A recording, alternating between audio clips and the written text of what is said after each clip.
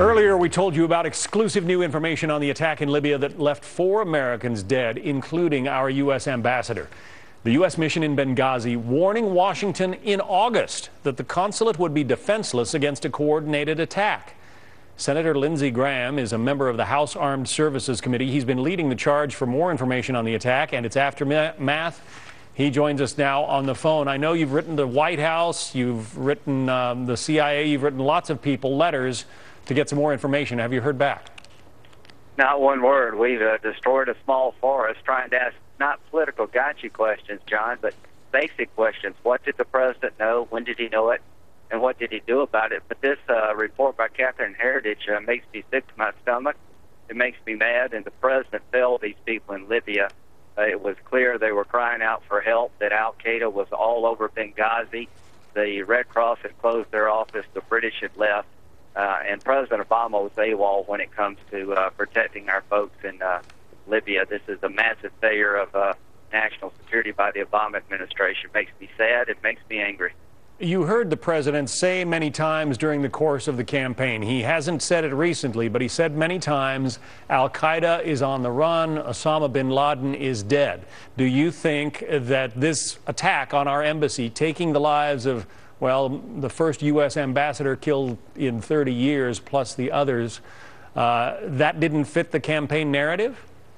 I think that's what drove this story about a mob. If it's a mob spurned by a riot, by a bad video, that makes the Obama administration less blameworthy. If this was an attack long in the making where Al-Qaeda has resurrected itself, and they are on the march throughout the region, look at the cable. It talks about Al-Qaeda training camps.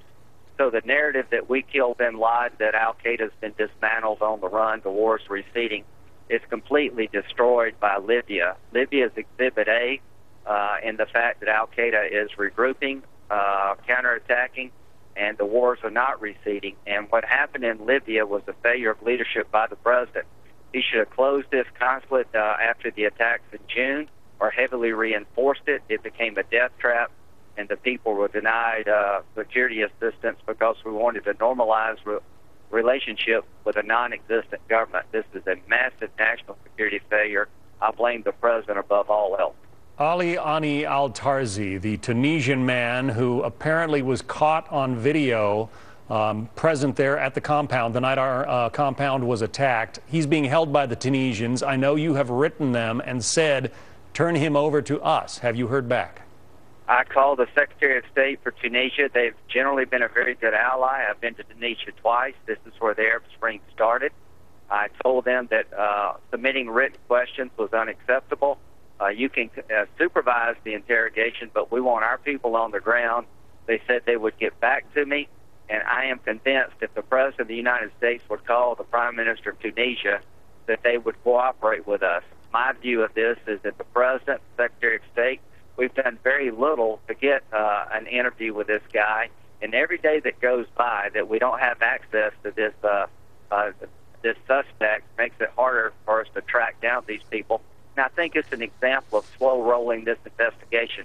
They're trying to run out the clock, get Tuesday behind us, and it just makes me very angry. They said they would be transparent, share details with the public. They won't answer any questions that Congress has asked of them. And I just don't trust them. This is a failure of leadership, competency, and trust. The president failed to lead. They were incompetent at every turn. And I don't trust this administration to share information with us because Al-Qaeda is on the rise, and that's what this story tells us. Senator Lindsey Graham in South Carolina joining us by phone. Senator, thanks for your insights. Thank you.